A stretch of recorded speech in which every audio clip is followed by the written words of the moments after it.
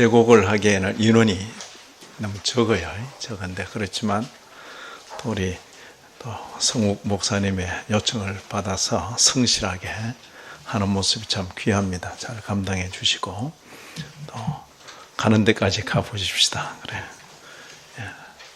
메시아가 이제 다. 자, 지난 시간에는 그 경기와도 같은 그런 신앙 걸음을 잘 걸어가도록 하는 그런 권면의 말씀을 들었습니다. 경계하는 데 중요한 건 벗어버리고 그리고 아주 인내로서 경주를 하라 그랬습니다. 인내. 이 훈련되지 않은 사람은 힘들어요. 네. 처음에 한두 번은 좀 한다고 모습을 잡을지 몰라도 힘든 거죠. 오늘 아침에도 또 찬바람 속에 나가봤는데 어디선가 멀리서 뛰어오는 사람이 있어요. 멀리서 뛰어서 여기까지 온 건데 쉬지도 않고 계속 뛰어가더라고. 근데 저는 훈련이 안 됐으니까 뛰다가 걷다가 그죠? 그게 뭐 대단한 거리도 아니죠. 멀지도 않은 거리지만은 조금 뛰면 숨이 가빠오고 좀 쉬어 천천히 하고 또 뛰어가고 누구는 또 그래 하니까 그 히딩크 방법이라고 괜찮다고. 근데 히딩크는 또 히딩크고 이 훈련이 안 된 몸은 지속하기가 어려운 거죠. 또 지속한들 바로 또 후유증이 또 생기는 거죠. 요즘 뭐 탁구가 또 대세인데 어떤 분은 아침부터 저녁까지 탁구장에서도 몸살이 안 나. 근데 어떤 분은 오전에 잠깐 힘썼다고 그 이튿날 나오지를 못해. 거동을 못한다. 이제 훈련이 되고 안 되고의 차이죠. 인내로서 경주를 하며 이 영적 경계에도 인내가 필요한 것입니다. 그리고 그 목표는 예수 그리스도라 그러죠. 예수 그리스도. 그죠? 그리고 예수 그리스도 저기 앞에 세워놓고 그리로 막 달려가는 그런 식이 아니라 그분의 인격, 그분의 성품. 그죠? 이 영적 경계를 하면 할수록 누구를 닮아가는가? 예수 그리스도를 닮아가는가? 그죠? 근데 이게 이제 사람은 일, 성과 이런 데 집착하다 보니까 명목상으로는 분명히 예수 그리스도 일을 했는데 빚어진 인격은 거의 회장님 같은, 그죠? 회장님 같은, 거의 뭐 사장님 같은, 사업가 같은, 정치가 같은, 뭐 저 같은 목사에게서 흔히 볼 수 있는 그런 모습이죠. 일을 굉장히 열심히 했어. 교회를 개척하고, 교회를 일구고, 교회를 세워나갔는데 한 30년, 한 세대 정도 지난 뒤에 만났는데 주님 닮은 모습이 아니라 거의 회장님의 방불하는. 풍채 좋죠. 목소리 좋죠. 사람 딱 제압하죠. 근데 아니야. 아무리 생각해도 아니야. 어린아이들이 너무나 잘 알아. 아버지 꼭 사장님 같네요. 그래? 네가 볼 때는 그래 느끼냐? 일에 치중하다 보면 목표가 놓쳐버린 거죠.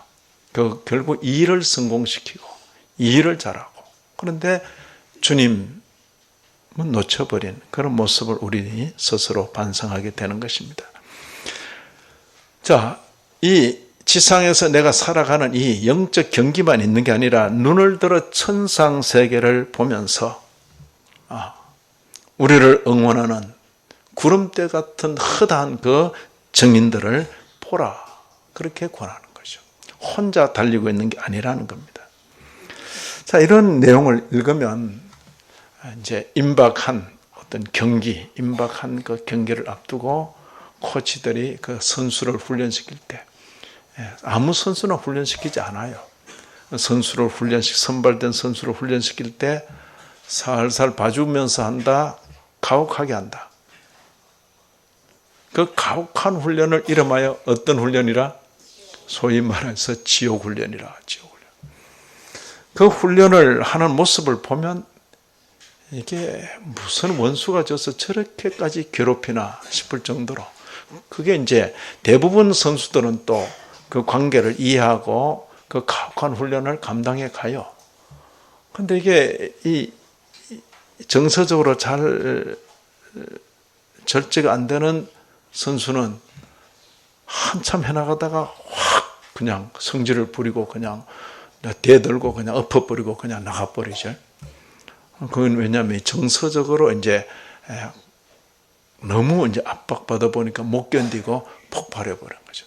인성에 문제가 있는 거예요. 있는 것입니다. 오늘 말씀은 그런 연장선에서 이렇게 말씀하시는 것입니다. 여기 보시면 앞에 우리가 이해할 때는 경기 그렇게 표현했는데 지금 오늘 말씀은 마치 그 부모가 자식을 기르듯이 코치와 선수 좀 거리가 있어요.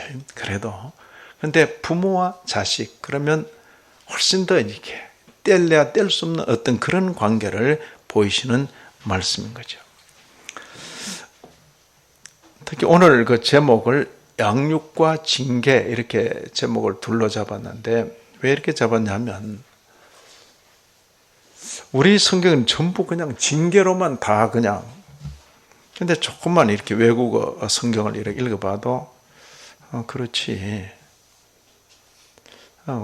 그래 문맥상 의미가 다를 텐데 그리고 같은 헬라어 단어인데도 사전을 찾아보면 어떤 문맥에서는 양육 이런 의미로 쓰는 것이 낫고 어떤 문맥에서는 징계 그러니까 이 징계와 양육이 굉장히 밀접한 관계다 하는 것을 보여주는 것입니다. 그런 면을 조금 살펴볼 것입니다. 먼저 보시면 여기 권면하신 말씀이 옛 성도들에게 주셨던 권면의 말씀. 옛 성도들에게 주셨던 하면 어디에 나올까요? 구약에 나오죠. 당연히 구약에 나옵니다. 옛 성도들에게 주셨던 권면의 말씀이죠. 5절입니다. 그죠? 너희에게 권면하신 말씀. 어떤 표현이죠? 내 아들아. 주의 징계하심을 가볍게 여기지 말며 경희란 말은 가볍게 여기지 말며 그에게 꾸지람을 받을 때에 낙심하지 말라. 그러십니다. 이거 어디에 나오는 말씀인가요? 잠언 3장 11절 12절에 나오는 말씀이죠. 그죠? 잠언 3장 11절 12절에 나오는 말씀. 주께서 그 사랑하시는 자를 징계하시고 그가 받아들이시는 아들마다 채찍질한다. 여기 징계란 단어도 나오고 채찍질도 나옵니다. 꾸지람도 나오고 징계, 그죠? 근데 여기 두 번째 나오는 징계, 그것을 이렇게 되게 다른 번역에서는 엄격하게 양육하시고, 엄격하게 양육하시고, 다 징계로 넘어가지 말고, 자, 그 사랑하시는 자를 엄격하게 양육하시고, 그리고 받아들이시는 아들마다 채찍질한다. 왜 이렇게 번역됐는가 보니까 그 이제 원어상에 파이다이아 이런 표현이 있고 파이듀오 하나는 동사고 하나는 명사인데 이게 두 의미가 있는 거예요. 양육 혹은 징계. 문맥에 따라 양육이라 쓰면 더 잘 어울릴 그런 그리고 징계. 엄격한 양육에 있어서 필수적으로 따르는 것이 징계입니다. 징계. 난 자라면서 꾸중 한 번도 안 듣고 자랐다. 그게 좋은 건지 어떤 건지 모르겠어요. 어떤 분은 지금의 제 얼굴을 보고도 목사님 얼굴 가만 보고 있으면 장난기가 뚝뚝 흐른다 이런 분도 있어요. 완전히 개구장이다 이런 분도 있고. 그건 상당히 가깝게 본 거예요. 근데 이제 주일날 이런 모습에서 보면 전혀 그런 게 안 보이죠. 무슨 장난기. 근데 지난번에 그 전주에 집회를 갔는데 그 부부가 이제 강사를 접대하는 그 역할을 맡았어요. 그리고 이제 오며 가며 식당까지 안내도 해드리고 또 약간 시간 여유가 있으면 산책도 하고 하는데 부인은 그래도 신앙생활 좀 오래 했고 남편은 조금 덜한 것 같은데 근데 그 부인 집사님이 우리 부부한테 목사님, 사모님 이런 말 해도 될지 모르겠어요. 무슨 말인데 왜 말 못해? 하니까 저희 남편이 그런데요. 그럼 말해봐라. 하니까 너 뭐 또 상담할 건 줄 알고. 그러니까 목사님 얼굴 보고 있으면 완전히 개우장이래요. 그러니까 오래되지 않은 그 남편의 그 눈이 정확한 거죠. 제 평생에 그런 말 처음 들어보죠. 교회와 관계에서는. 그죠? 그러니까, 제가 그랬어요. 제대로 잘 봤다. 내 속에는 아직도 장난기가 많다. 그래, 장난기가 많다. 제가 넘치는 장난기, 넘치는 농담, 그런 게 결혼하면서 다 사라져 버렸어요. 예. 왜 그 쌀밥 먹고 그 쓸데없는 소리 하냐 그래가지고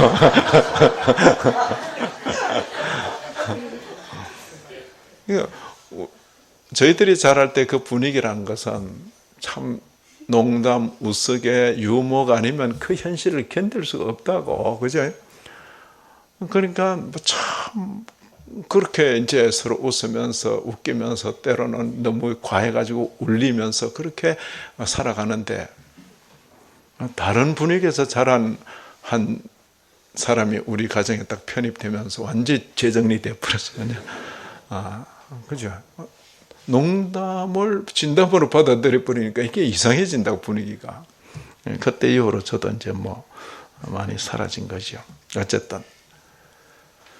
자, 제가 이 나이에 여기 있습니다만은, 부모로부터 매를 맞았습니다. 좀 과하게 맞았다, 그런 생각이 돼요. 맞았는데, 만약 그 매가 없었더라면 오늘 여기 있을 수 있을까? 학교에서도 그냥 중학교부터 고등학교 졸업할 때까지 공식적으로는 장학생이에요. 장학생은 모범생이죠. 그런데 엄청 맞았어요, 또. 학교에서도. 그죠? 특히 그 중고등학교 전, 그 초등학교 때, 저는 6학년 4반, 저 뒤에 있는 친구는 6학년 3반인데, 그래서 타작 소리가 나죠. 그냥 앞뒤 반에서 그냥 잘 알고 있었겠나. 점심시간에 물어보세요. 어떻게 맞았는지. 만약 그때 선생님의 그런 교육이 없었더라면 오늘의 내가 있을까? 네. 제가 많은 학교 선생님 중에서 그분을 기억하고 유학 갔다 와서 그분을 찾아 배운 것이죠. 엄격한 양육에 필수적으로 따르는 것이 징계입니다. 징계. 최고의 선수로 길러내기 위해서는 반드시 거쳐야 할 훈련이 지옥훈련이에요. 지옥훈련. 네. 안 거치고 그냥 풀어나는데도 어떻게 타고난 재능이 있어서 괜찮더라. 거의 없어요. 거의 없다고. 지금 베트남에서 박항서 감독이 저렇게 지금, 그죠? 난리죠. 난 조1위 이렇게 해가지고 베트남이 언제 아랍에미리트를 이겨봅니까? 근데 이겼거든. 누구한테 배운 것이요? 히딩크, 그죠? 그때 그냥 옆에서 그냥 이렇게 배운 건데 그 방식대로 적용을 했잖아요. 처음에는 참 좀 심하다 할 정도로 이게 무슨 훈련이야? 이런데 통하잖아요. 코리안에게만 통한 게 아니라 베트남 젊은에게도 통하잖아요. 강력한 훈련이죠. 옛 성도들에게 주셨던 권면의 말씀을 신약 성도들에게도 그대로 적용시키고 있는 것입니다. 내 아들아, 주의 징계하심을 가볍게 여기지 말며 그에게 꾸지람을 받을 때 낙심하지 말라. 꾸지람 듣는다는 건 그렇게 달갑지 않아요. 하는데 그래도 늦게까지 나를 꾸중해 줄 사람이 있다는 건 인생길의 대단한 행복인 것입니다. 근데 지금의 이 나이에 이르게 되면 아무도 없어요. 아무도 없다고. 자, 여기 보면 아들과 같은 대우 그러죠. 아들과 같은 대우. 하나님께서는 예수 그리스도의 피값으로 산 성도들을 누구같이 대우하신다? 아들과 같이 대우하신다. 자, 하나님께서 아들과 같이 대우하면 좋다, 안 좋다? 자, 하나님께서 아들과 같이 대우하면 좋다, 안 좋다? 지금 약어가지고 지금 대답을 못 하잖아 봐요. 그죠? 예. 이때는 바로 대답해야지. 아, 좋습니다. 뭐 당할 때 당하더라도. 그죠?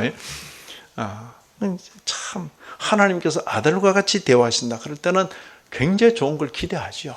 그러나 이 본문의 말씀에는 아들과 같이 대화하신다 해놓고 어떻게 다룬다?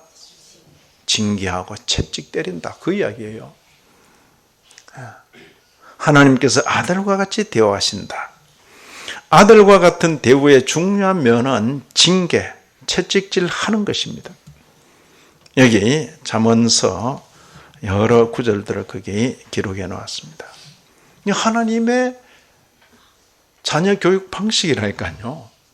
하나님께서 그 솔로몬이라는 사람을 통해서 그 백성 전체를 이렇게 훈육을 시키는 것입니다. 자, 몇 구절 같이 읽어봅니다. 13장 24절 매를 아끼는 자는 그의 자식을 미워함이라. 자식을 사랑하는 자는 근실히 징계하느니라. 굉장히 역설적이죠. 매를 안 대는 사람이 자식을 사랑하는 것일 것처럼 생각하는데 성경은 다르잖아요. 매를 아끼는 자는 그의 자식을 미워하는 것이다. 참. 자식을 사랑하는 자는 근실히 징계하느니라. 그 다음 22장 15절 같이 읽습니다. 아이의 마음에는 미련한 것이 얽혔으나 징계하는 채찍이 이를 멀리 쫓아내리라. 이게 이제 성경의 인간 진단이에요. 아이의 마음에는 그냥 속에 좋은 것이 있어가지고 그걸 살살 끄집어내면 좋은 게 계속 나온다. 이게 이제 오늘날 교육 철학에서 전제하는 것이지만은 성경은 아이의 마음에는 미련한 것이 얽혔다. 징계하는 채찍이 이를 멀리 쫓아낸다. 23장 13절 14절도 보시면 아이를 징계하지 아니하려고 하지 말라. 채찍으로 그를 때릴지라도 그가 죽지 아니하리라. 좀 처음에 이 성경 읽고 기절할 뻔했어요. 아버지가 이래서 나를 그렇게 때렸구나. 이렇게 해서 채찍으로 그를 때릴지라도 그가 죽지 아니하리라. 안 죽고 살았거든, 그죠? 네가 그를 채찍으로 때리면 그 다음 그의 영혼을 수월에서 지옥에서 음부에서 구원하리라. 그죠? 그러니까 성경은 인간을 어떻게 좋게 봅니까? 좋지 않게 봅니까? 그러니까 바탕이 별로 안 좋다. 그죠? 안 좋다. 신약적인 표현으로는 허물과 죄 가운데 태어난 인생이에요. 그러니까 성경은 원죄를 지금 염두에 두기 때문에 인간에 대해서 이렇게 표현합니다. 채찍과 꾸지람이 지혜를 주거늘 임의로 함부로 행하게 버려둔 자식은 어미를 욕되게 하느니라. 내 자식을 징계하라. 그래야면 그가 너를 평안하게 하겠고 또 내 마음에 기쁨을 주리라. 자, 이런 내용을 이제 딱 읽는 거죠. 이게 아들과 같은 대우라는 겁니다. 아들과 같은 대우. 저는 전적으로 이 말씀을 제가 믿어요. 그리고 우리 시대에 여러 제가 알아야하고 오늘날 인본주의적 교육학의 원리가 교육 현장에서 하나님의 말씀을 밀어내고 있다. 밀어내고 있죠. 마치 사람 속에 아주 좋은 것이 있는 것처럼 그 속에서 끄집어 내면 된다는 거죠. 저는 오히려 이 말씀, 성경 말씀에 제가 의존하고 있습니다. 근데 그러면서도 반성적으로 이런 말씀을 듣고 이런 말씀대로 하려고 하는 부모들이 있을 때 그 부모들의 가진 부패성, 부모들이 가진 그 타락성이 이런 말씀을 제대로 활용을 못하는 거죠. 매를 아끼는 자는 그의 자식을 미워함이라. 잘 됐죠. 이런 말씀이 있네. 반 죽여놔야 되겠다. 이게 자기 부운을 못 이겨가지고 애를 타작하듯이. 그거 아니거든요. 아닌 것입니다. 예. 저같이 착한 아이도, 복이다. 저는 정말 들판 다니면서 염소 먹이다가 학교 가는 길 좋았죠. 근데 너무 선생님이 무지막지해. 예? 결석하면 안 때리는데 지각하면 반 죽여놔. 그러면 지각할 것 같으면 결석하지. 그죠? 그건 너무나 그렇지. 결석하면 선생님이 뭐 그런 별로 기억이 없는지, 근데 늦게 오는 건 못 참으시는 것 같아. 우리 학생들 사이는 합교도 했다, 금도 했다, 그런데 그게 어떤지 몰라. 막차 그냥 애를 그냥. 물론 그 지역의 아이들이 존중받을 그런 아이들이 아닙니다. 수용소 아이들이니까 그냥 놔두면 그냥 난장판이죠. 그러니까 그렇게라도 잡아야 되는 거지. 어느 날 나도 모르게 지각을 했어. 나도 모를 것도 아니에요. 그냥 그 아침 학교 가는 길 학교 가야지. 그것도 만화가게 들렀다가 평소에 안 하던 짓을 하니까 격글로 빠져. 만화 얼마나 재미없어요. 폭 빠져서 한참 있다가 나왔는데 아무도 없어, 아무도. 자, 제가 학교 가겠습니까? 빠지겠습니까? 그렇죠. 가면 죽는데 왜?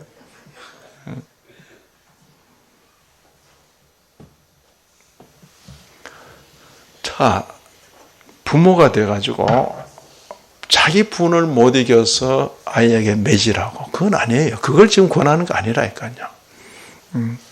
저나 저희 친구들이 같은 목사하고 신학을 같이 한 사람인데, 이게 이런 면을 또 그때 애 낳아서 기를 때니까 품에 안고 다니고, 저 뒤에 이제 우리 이 집사님들 보면서 참 좋은 남편이다, 그죠? 애 무게가 무거우니까 엄마 약한 허리에 받치게 하는 것보다 아이 이동신은 항상 아빠가 이렇게 탁 하는 게 좋죠. 거의 40년 전에 우리가 그러고 돌아다녔으니까, 그죠? 노란띠 유명해요. 해가지고 친구나 있잖아.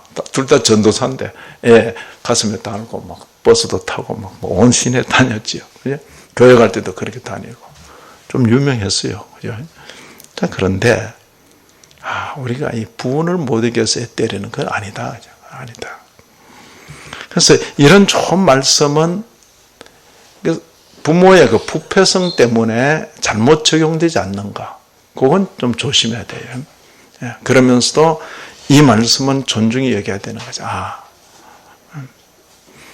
그래서 제가 이제 우리 애들 잘할 때는 특히 위에 아이니까 내가 좀 도와줄까? 사춘기 때 이게 폭풍우처럼 그죠? 그 착한 아이인데도 확 뒤틀어지고 안 가르친 것도 하고 하잖아요.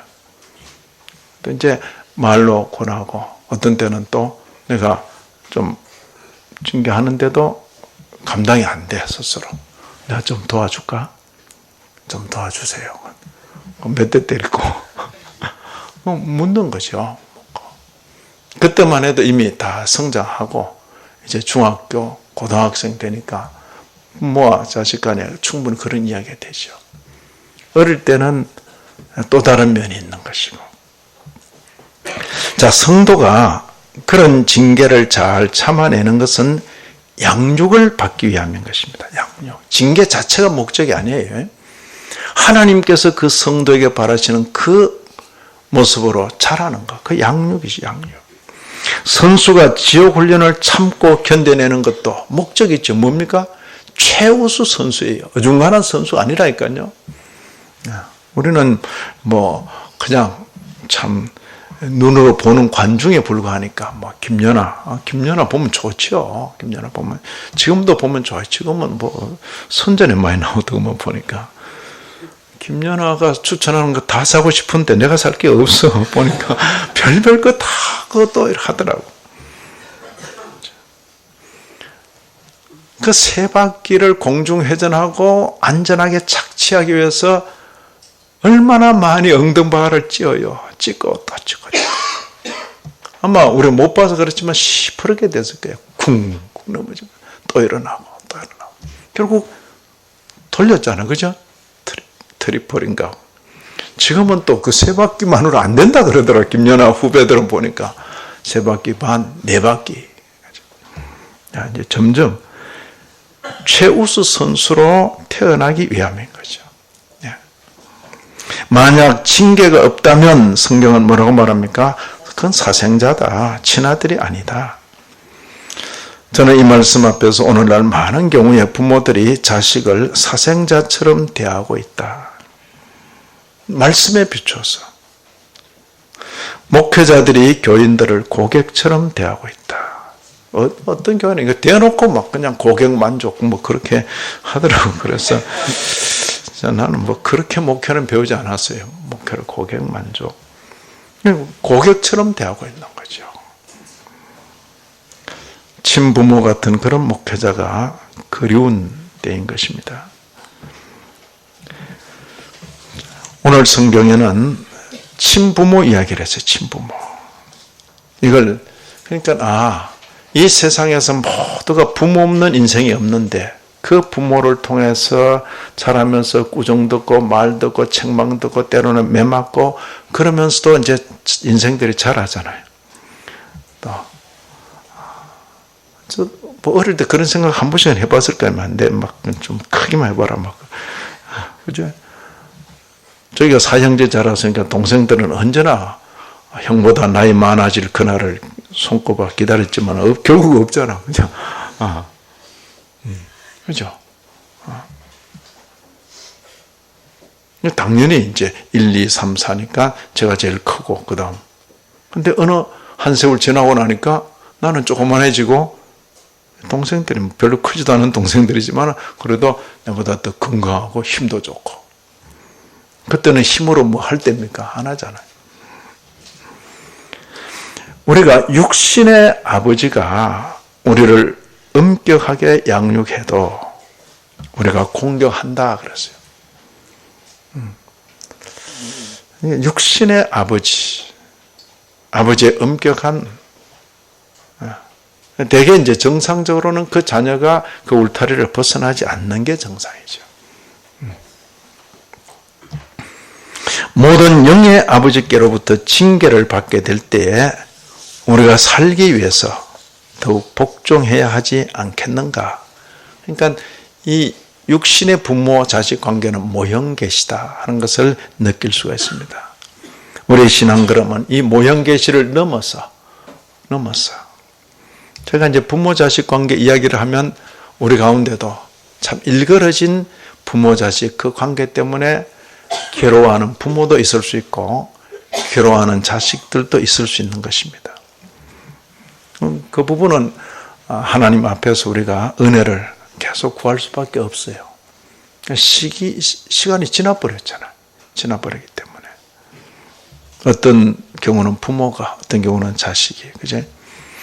여기 이렇게 표현했어요. 그들은 잠시 자기의 뜻대로 우리를 징계하지만, 육신의 부모는 인간의 부족함이죠. 지혜가 없기 때문에 그럴 수 있는 거죠. 그러나 하나님께서는 우리의 영적 유익이죠. 우리의 최선을 위하여 징계하신다. 이제 부모와 관계에서는 좀 때로는 억울하고 때로는 참 이제 그런 게 반면교사가 돼서 내가 내 자식을 교육할 때는 그렇게 안 하죠. 내가 참 그때 좀 너무하시더라. 그런 부분은 내가 자식을 기를 때는 그렇게 안 하죠. 안 하는 거죠. 제가 제일 억울하게 생각하는 건 그거죠. 보통 때는 선생님들 아니면 부장 집사님들이 설교하는데 추수감사절 혹은 성탄절 이때는 꼭 담임 목사님이 설교하셔. 담임 목사님께서 오랜만에 딱 설교하시는 난 그때 아마 3, 4학년, 2, 3학년 뭐 어릴 때인데 그날따라 날이만큼 동네 애들 크다고 하죠. 막 시끌벅적하죠. 근데 훈련 안 낸 제 친구 녀석도 와가지고 막 동네 애들 다 왔으니까 누가 누군지 알잖아요. 기도 시간에 막 엄청 떠든 거야. 그러니까 누가 떠들었어. 좀 기도 맞추고 난 뒤에 목사님이 그랬잖아요. 그럼 제가 얘가 떠들었어 이랬거든.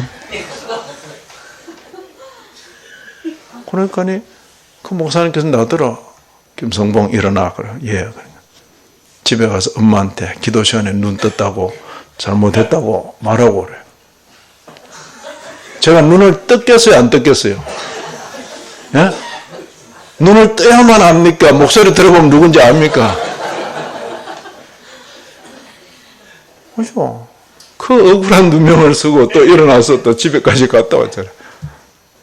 그건 아직도 억울하다고. 그건 그렇잖아요. 다른 친구들은 전부 저 목사들이 기도 시간에 눈 떴구나 이렇게 생각할 거 아니에요. 제가 그런 억울한 일은 안 해야지. 그죠? 꼭 동네 애들 목소리 다 아는데 꼭 눈 떠야 압니까? 자, 그들은 잠시 자기 뜻대로 그랬어요. 우리를 징계하지만 하나님은 우리의 유익을 위하여 징계하신다. 그의 거룩하심에 참여하게 한다. 그랬어요. 예? 하나님의 그 거룩하심에 우리를 참여하기 위해서 이렇게 징계하신다는 거죠. 성도로서 하나님의 자녀되어 받으면서 받는 이 징계, 우리를 이 존귀한 대로 양육하시기 위함이구나 하는 것을 느끼는 것입니다. 이것이 바로 양육입니다. 양육. 자, 이제 정리를 해보십니다. 징계는 목적이 있습니다. 그게 뭐죠? 양육. 징계 그 자체가 목적일 수는 없어요. 주요한 경기를 앞둔 선수에게는 지옥 훈련을 거쳐서 세계 최고의 선수가 되는 것입니다. 성도의 자녀들은 부모를 이어 이 땅 가운데서 하나님 예배자가 되는 것입니다. 그래서 이게 신앙인 부모들이 정신이 딴 데가 있으면 안 돼요. 그죠? 머리 좋아서 공부 잘하고 좋은 학교 가고 좋은 직장 다니고 그건 전부 부수적인 것이니까요. 그 자체가 목적이 될 수 없어요. 그건 부수적인 일이에요. 부수적인 일이고 그 중요한 성도의 그것은 이 신앙의 계대가 이어가는 것이라고. 우리가 지금 이 땅에서 하나님 예배자로 살아가는데 우리 가정에 맡겨주신 다음 세대 성도들이 우리 이어서 이 땅에서 하나님 예배자로 사는 것, 그거예요. 성도의 자녀들은 이 한 가지 목표를 위해서 잘 양육이 되어야 되는 것입니다. 양육. 여기서 끝나는 게 아닙니다. 모든 성도들은 영원 천국 혹은 무궁 세계의 상속자로서의 실력을 갖추는 것입니다. 그 나라가 그냥 아무것도 하지 않은 채로 그냥 가만히 있는 그런 영혼이 아니다. 그렇게 생각하는 것이죠. 그 나라에 누림과 다스림이 있다. 그럴 때 그 나라에 맞는 그런 실력을 갖추는 것이다. 위의 표현으로는 그의 거룩하심에 참여, 그런 표현을 했습니다. 자, 이런 징계, 말은 하지만은 징계 현실은 쉽지가 않습니다. 여기 11절 보시면 그게 즐거워 보이지 않고 슬퍼 보인다. 다른 말로 힘들어 보인다. 하지만 징계를 거치면서 맺어지는 열매가 있다. 그게 의와 평강이다. 의와 평강이다. 역시 그의 거룩하심과 만나는 그런 표현인 것입니다. 성도에게서 보이는 바로 이런 인품, 공의로움, 평화, 평강, 화평, 바로 양육의 결과일 것입니다. 신앙생활이 예수 그리스도 때문에 하늘 아버지와 새로운 관계가 맺어진 것이다. 그죠? 아들, 그런 표현했죠. 아들. 하나님을 아빠, 아버지, 하나님을 아빠, 아버지 부르는 이것이 대단히 중요하죠. 우리를 아들로 받아주셨다면 아버지께서 우리를 양육하실 것이다. 기대합니까? 예, 양육하실 것이다. 그 양육, 오늘 본문은 양육인데 이제까지 우리가 흔히 쓰던 표현으로는 성화 이렇게도 표현할 수 있을 것입니다. 하늘 아버지의 자녀로서 양육받는데 이건 대충 양육할까요? 아주 엄격히 양육할까요? 그냥 그렇게 그걸 기대하셔야 된다고. 엄격한 양육에 수반되는 징계와 채찍도 있을 수 있겠다. 있을 수 있겠다. 영적 이치, 이런 것이 영적 이치다. 영적 이치가 이러한 줄 알고 우리의 남은 날을 살아가겠는가 이렇게 자문하는 것입니다. 이게 영적 이치로구나. 영적 이치를 모르면 엄펑덤펑 살게 돼요. 뭐가 뭔지 모르니까. 징계다 싶은 건 막 손살에 치고 막, 그죠? 이 훈련되지 않은 아이도 이렇게 보면 뭘 좀 간섭하려 그러면 확 그냥 얘가 막 왜 이래? 그죠? 뭘 좀 뭐죠? 막 그냥 막 이상한 행동을 막 한다고. 훈련되지 않은 거죠. 훈련되지 않은 것입니다. 우리 모두는 주님 대신 예수 그리스도를 닮은 인격과 인품을 이루게 되기까지 징계를 달게 받으며 인내하며 살기를 기원합니다. 하나님 아버지, 허락하신 교훈 가슴에 담고 올해 남은 날을 살게 하여 주옵소서. 예수님 이름으로 기도 올리옵나이다. 아멘. 찬송가